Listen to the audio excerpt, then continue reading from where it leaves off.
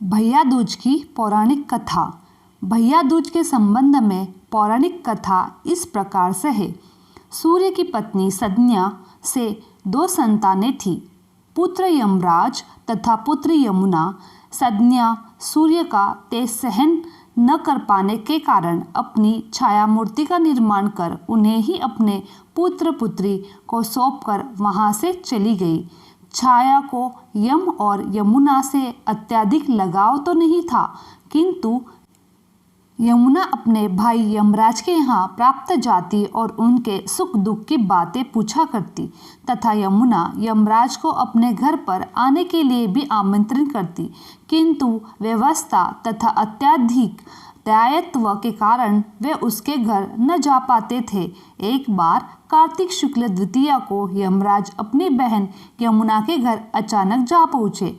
बहन के घर जाते समय यमराज ने नरक में निवास करने वाले जीवों को मुक्त कर दिया। बहन यमुना ने अपने सरोहर भाई का बड़ा आदर सत्कार किया, विविध व्यंजन बनाकर उन्हें भोजन करवाया तथा उनके पर तिलक लगाया। जब वे वहां से चलने लगे तब उन्होंने यमुना से कोई भी मनोवांछित वर मांगने का अनुरोध किया।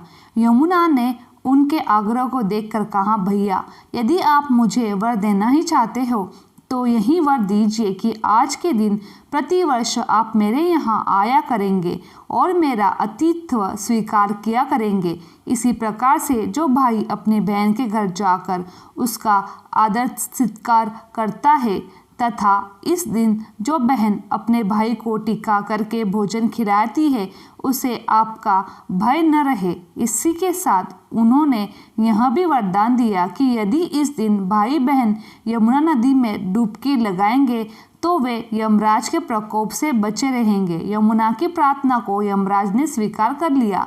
तभी से बहन भाई का यह त्यौहार मनाया जाने लगा।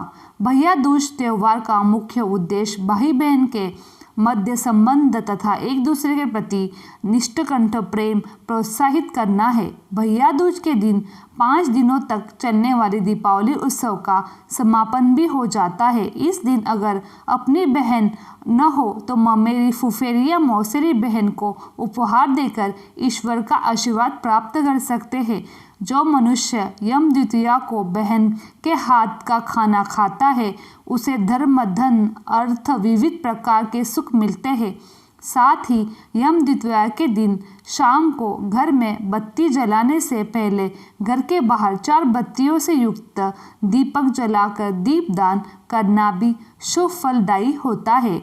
भाई दूज की दूसरी कहानी।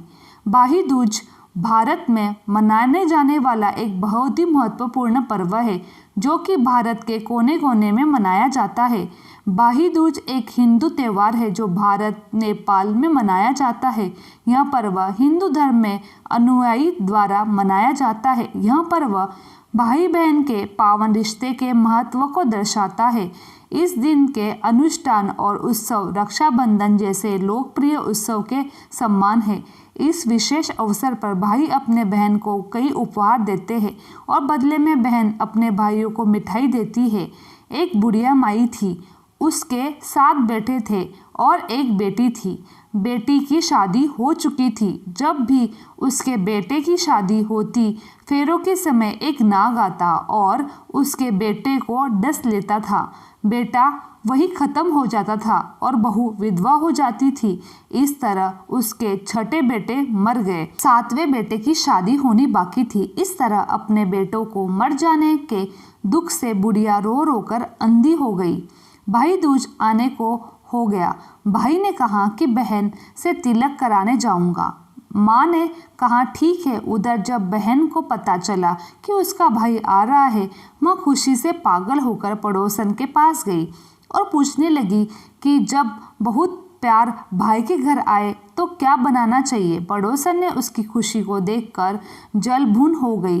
कह दिया कि दूध से रसोई लीप, घर घी में चावल पका। बहन ने ऐसा ही किया। उधर भाई जब बहन के घर जा रहा था तो उसे रास्ते में सांप मिला। सांप उसे डसने को हुआ। भाई बोला, मुझे क्यों डस रहे हो? सांप बोला, मैं तुम्हारा काल हूँ और मुझे तुमको डसना है। भाई बोला, मेरी बहन मेरा इंतज़ार कर रही है। मैं जब तिलक कर वापस लौटूंगा तब तुम उसे डस लेना। सांप ने कहा, भला आज तक कोई अपनी मौत के लिए लौट के आया है जो तुम आओगे? भाई ने कहा, अगर मुझे यकीन नहीं है तो तू मेरे झोले में बैठ जा। जब मैं अपनी बहन से तिलक कर लूँगा तब तू मुझे डस लेना। सांप ने ऐसा ही किया। भाई बहन के घर पहुँच गया। दोनों बड़े खुश हुए। भाई बोला, बहन जल्दी से खाना दे, बड़ी भूख लगी है।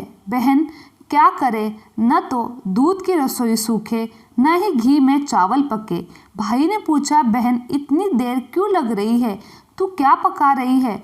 बहन ने सारी बात अपने भाई को बताई। भाई बोला, पगली, कहीं घी में चावल पके हैं या दूध से कोई रसोई लीपता है?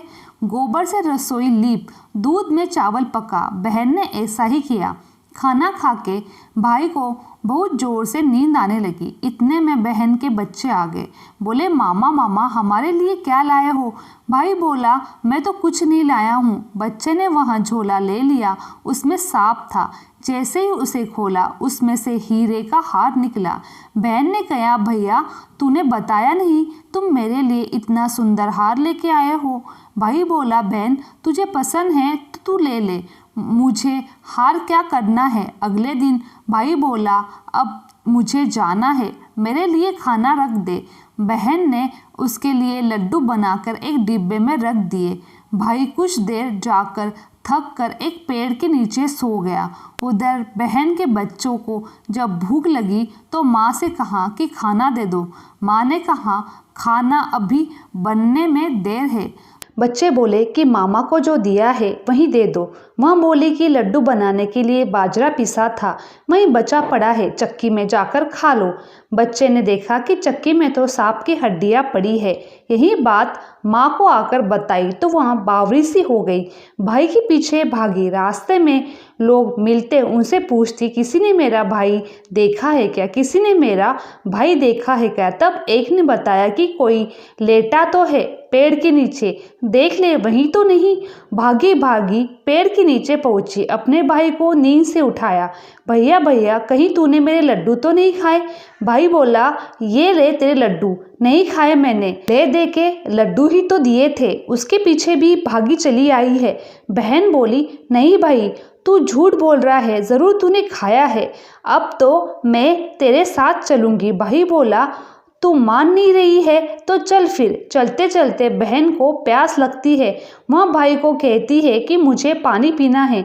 भाई बोला, अब मैं यहाँ तेरे लिए पानी कहाँ से लाऊं? देख दूर कहीं चील उड़ रही है, चली जा, वहाँ शायद तुझे पानी मिल जाएगा।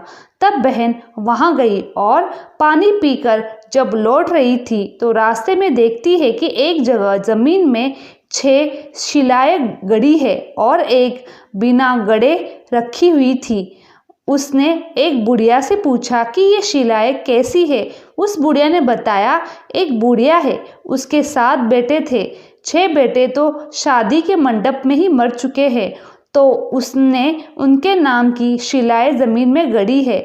अभी 7वें बेटे की शादी होनी बाकी है। जब उसकी शादी होगी तो वह भी मंडप में मर जाएगा, तब वह 7वीं शिला भी ज़मीन में गड़ जाएगी। यह सुनकर बहन समझ गई कि ये शिलाएं किसी और ने नहीं बल्कि उसके भाई के नाम की है। उसने उस बुढ़िया से अपने 7वें भाई को बचाने का उपाय पूछा। बुढ़िया ने उसे बतलाया कि वह अपने 7वें भाई को कैसे बचा सकती है। सब जानकर वहाँ से अपने बाल खुले कर पागलों की तरह अपने भाई को गालियां देते हुए चली। भाई के पास आकर बोलने लगी, तू तो जलेगा, कूटेगा, मरेगा।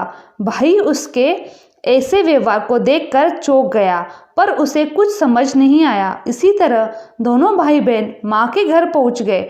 थोड़े समय के बाद भाई के लिए शादी के रिश्ते आए। उसकी शादी तय हो गई। जब भाई को सेहरा पहनाने लगे तब वह बोली, इसको क्यों सेहरा बंधेगा, सेहरा तो मैं बनवाऊंगी, ये तो जलेगा मरेगा।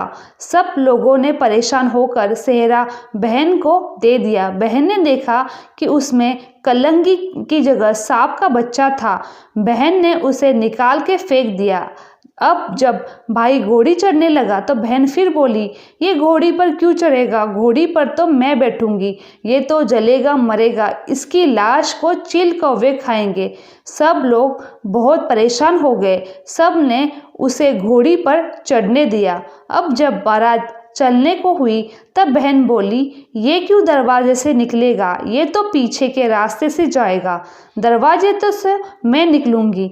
जब वह दरवाजे के नीचे से जा रहा था, दरवाजा अचानक गिरने लगा। बहन ने एक ईंट उठाकर अपनी चुनरी में रख ली। दरवाज़ा वहीं की वहीं रुक गया।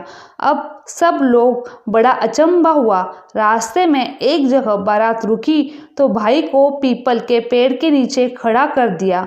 बहन कहने लगी, ये क्यों छाँव में खड़ा होगा, ये तो धूप में खड़ा होगा, छाँव में तो मैं खड़ी होंगी। जैसे ही वह पेड़ के नीचे खड़ी हुई, पेड़ गिरने लगा। बहन ने एक पत्ता तोड़कर अपनी चुनरी में रख लिया। पेड़ वहीं के वहीं रुक गया। अब तो सबको विश्वास हो गया कि ये बावली कोई जादू टोना कर रही है, जो बार बार अपने भाई की रक्षा कर रही है। ऐसा करते करते फेरों का समय आ गया। जब दुल्हन आई तो उसने दुल्हन के कान में कहा, अब तक तो मैंने तेरे पति को बचा लिया, अब तू ही अपने पति को और साथ ही अपने मरे हुए जेठों को बचा सकती है।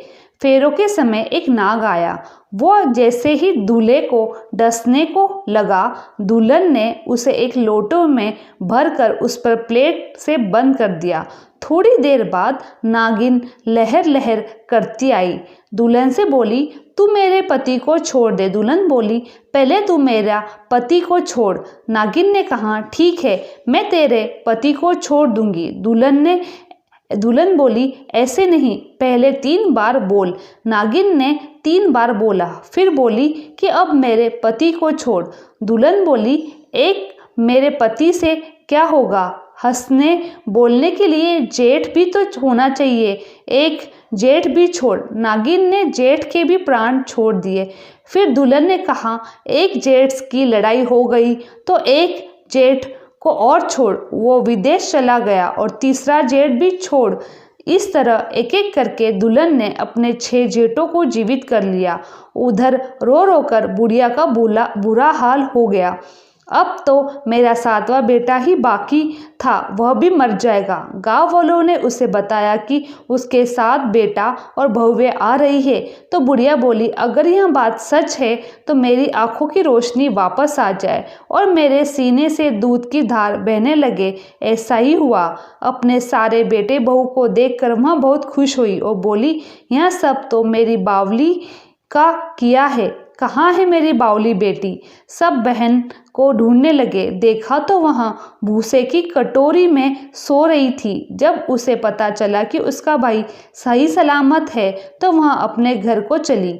उसके पीछे पीछे सारी लक्ष्मी भी जाने लगी। बुढ़िया ने कहा, बेटी पीछे मुड़कर देख, तू सारी लक्ष्मी ले जाएगी तो तेरे भाई भाभी क्या खाएंगे। तब बहन ने पीछे मुड़कर देखा और कहा, जो माँ ने अपने हाथों से दिया है वह मेरे साथ चल, बाकी का भाई भाभी के पास रहे। इस तरह एक बहन ने अपने भाई की रक्षा की। जय माता लक्ष्मी। मेरी वीडियो आप लोगों को अच्छी लगी तो चैनल को लाइक, शेयर और सब्सक्राइब करना ना भूलें।